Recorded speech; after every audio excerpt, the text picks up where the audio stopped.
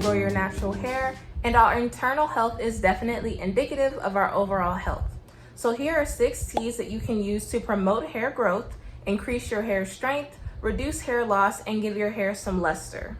Definitely stay tuned to the end of the video for a very important disclaimer. The very first tea of mention, and probably the most accessible tea, is green tea. Green tea is derived from the leaves of the Camellia sinensis plant, also known as the tea plant.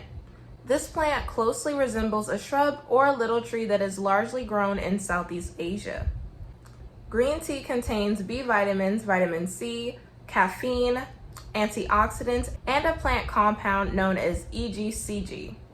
EGCG can actually inhibit the DHT hormone, which is responsible for androgenetic alopecia.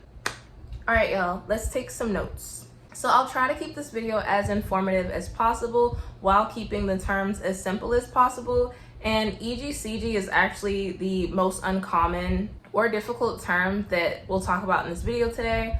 But I just wanted to give you all that disclaimer, and if you all do have any questions about any of the terms or the words that I'm going to go over in this video, definitely leave me a comment down below if you need me to explain anything or go over anything else. I'd love to engage with you all. So to sum it all up, green tea essentially makes our hair healthier by reducing hair loss and helping to prevent hair loss. It stimulates our hair follicles, but it doesn't just stop there because God is so amazing with his creation. The Camellia sinensis plant is also responsible for other teas that we know and love. Black tea also comes from the same plant. It's just processed differently. Black tea is oxidized where green tea is not. And black tea shares a lot of the similar ingredients of green tea, except it does have a little bit less of the EGCG, but it does contain similar vitamins. Black tea contains B vitamins, vitamin C, E, magnesium, and potassium, and of course it still contains caffeine. In some studies, caffeine has actually been shown to enlarge in our hair follicles, making thicker hair, and also helping to increase the duration that our hair is in the hair growth phase, known as anagen. Caffeine also helps to decrease elevated levels of DHT, so if you're struggling with hair shedding and hair loss, you should definitely incorporate these 2 teas into your hair care routine or drink them as a part of your diet. The next tea of mention is hibiscus. Hibiscus tea is derived from the Hibiscus sabdarifia plant, also known as the roselle plant. This plant is native to West Africa and subsequently spread to other regions across the world.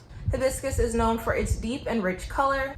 It's anti-inflammatory, which can reduce hair fall. It's antifungal, which is great if you need a remedy for dandruff. Hibiscus also contains vitamin B6, it contains vitamin C and iron, and it stimulates hair growth through amino acids. It essentially can supply nutrients to dormant follicles and increase blood flow to the scalp.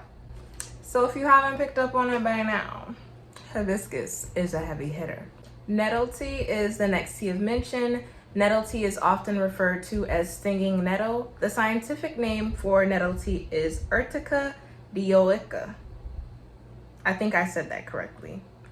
And it has some interesting history, so I'll be sure to leave some articles down in the description box. But this plant is native to Europe, parts of Asia, North Africa, and North America. Nettle tea is high in sulfur and silica, which help to strengthen our hair. If you're subscribed to my channel, you should have seen my video on MSM powder. MSM is a form of organic sulfur, and I've been using that in different ways as a part of my hair care routine, but if you're new here, definitely check out that video. Nettle tea contains vitamin A, vitamin C, calcium, iron, protein, and nettle tea is really good for reducing dry scalp and dandruff as well. So y'all, we have 2 teas left, and both of these teas are heavy hitters, so definitely stay tuned. But I just wanted to let you all know that after I go over those last 2 teas, I will be giving you all my ranking on which teas are best according to taste, in my opinion. And then of course, I'll be giving out that disclaimer that I mentioned at the beginning of the video. But if you all are not subscribed to my channel, my name is Jessica. I make natural hair, lifestyle, and skincare content. And this year in 2024, I'm dedicated to growing my hair down my back, so definitely subscribe to my channel if you have similar goals and to see what other content I'm putting out around hair growth. Okay? Okay.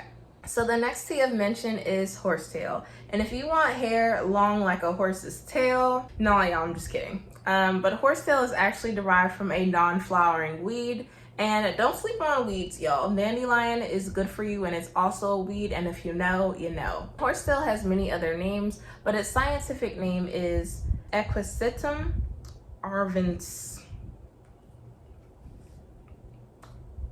I think I said that correctly. Multiple sources online state that this plant right here is prehistoric, as in over 150 million years old. This plant was found alongside of dinosaurs, y'all, and I'm not making this up. I was actually super surprised when I looked this up. I just heard that it was good for hair growth, so I was like, yeah, that's what I want. This is actually one of the oldest living vascular plants that we have on Earth that's documented. And along the years, this plant has had so many uses, but it's great for hair growth because it's antimicrobial, it's anti-inflammatory, it contains antioxidants, it can improve blood circulation, and it's high in silica. Silica actually promotes hair growth and hair strength. Silica actually helps to produce collagen, and for my ladies with heavy cycles, horsetail can actually help to treat heavy periods. But y'all, last but not least in the slightest is moringa. Moringa tea is derived from a tree native to North India, Pakistan, and Nepal. Moringa, y'all, is a powerhouse on its own. And moringa tea did not come to play, okay? Because it contains 7 times more vitamin C than oranges, 10 times more vitamin A than carrots, 15 times more potassium than bananas, y'all, 17 times more calcium than milk, and 25 times more iron than spinach. Do I really need to say more? Just drink moringa, y'all, and try to incorporate it topically into your hair, but we'll get to that in a second. Moringa tea promotes hair growth because it's so nutrient rich. It aids in hair elasticity, it's anti-inflammatory, it eliminates dryness, and it contains vitamin B, zinc, and omega-3s. Moringa is so powerful that I decided to actually buy some moringa powder. I already had the moringa leaves for the tea, but I decided that I wanted to do a hair mask out of this, and I also decided that I'm gonna add this to one of my DIY hair butters. So definitely stay tuned for some more moringa content because y'all, the benefits of this, too good to pass up. I'll definitely be making a separate video on moringa. Now, I hope y'all have been taking notes, screenshots, what have you, because I hope that we all can reach our hair goals together. That's my aim for this video. That's why I make content like this, to help other women get more information and knowledge about hair health and to get their length retention up, y'all. Now, these are my rankings of the teas based on taste. This is completely biased. Your order of these 6 teas may be different, but I just wanted to give you all my perspective, my 2 cents, okay? And I'll start by saying that there is no aftertaste with these teas. I kind of was expecting an aftertaste, but there's no aftertaste, so that does not impact any of the rankings. Let's get to it. And I say all of this to say because some things are derived from nature, but they also taste like they come from nature. And I just wanted to preface that this is not really the case for these teas. They're okay. They are approved. So the number 1 spot is coming in at a tie. And the number 1 spot goes to black tea and horsetail tea. Both of these teas were actually pretty neutral in taste, and I feel like if I'm gonna try to be healthy and be on my big healthy one for my hair, for my skin, for my overall health, that I don't really want to taste it. You know, if it's healthy, I'd rather it taste neutral. Just cancel out, that way I can, boom, I can knock it back one and done. And black tea and horse tea, they have the number 1 spot for this reason. Coming in at 3rd, we have moringa.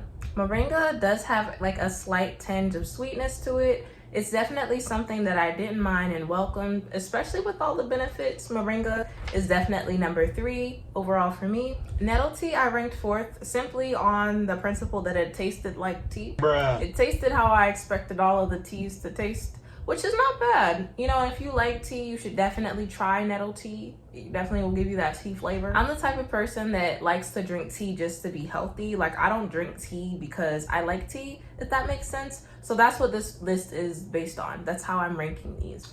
And for my last ranking, I did have to put down hibiscus. Hibiscus is just really super sweet. It was a little bit too sweet for my taste. And it also is a little tart, so I felt like I had to drink it a little bit slower. It definitely doesn't taste bad or anything like that, and it smells pretty good actually, but the taste a little too sweet for me, so that's why I ranked it in last place. But don't sleep on hibiscus, okay, because it has many benefits. And as with anything found in nature, there are always multiple benefits and multiple uses to all of these ingredients that I shared with you all today. God was so intentional and is so smart. And I want to give the disclaimer that even though there are not a ton of studies on these teas, there are more studies on the ingredients that are within these teas. However, that does not mean that these teas are not effective for hair growth. Collective anecdotal testimonials hold weight. Collective testimonials are the reasons why a lot of studies are conducted in the first place, and clinical research just has to catch up. But large companies are already catching on. I've been using Shea Moisture's coconut and hibiscus curling cream for years, and it's been doing wonders on my hair. That's a staple product. You can't take it away from me. Maui Moisture also has a hibiscus shampoo and conditioner. TGIN has a green tea leave-in. Back then, I didn't even know ORS's hair mail contained nettle and horsetail. Did you know that? Were you paying attention? I definitely wasn't. I show you all these products to let you know that companies do understand the power of these ingredients, y'all. So if you all want me to review any of these products that are on screen, let me know, leave a comment down below. Or if you wanted to try any of these products, these store-bought products yourself, those are also linked in the description box. So drink your tea, ladies. You know, use it as a hair rinse. I hope that this video was helpful and insightful. Let me know down in the comment what was your favorite hair tea out of these teas in the video, if you've tried them already, or if you haven't tried the hair teas in this video, what tea are you inspired to try next? The last product that I tried on my hair actually was Botana oil, so if you're interested in seeing that video, you can check out that video here on screen. Or if you're interested in how I achieved this crochet look on my hair to kind of give it a type 4 hair look, you can check out that video here. Until next time, be blessed, stay productive, stay hydrated. Peace out, y'all.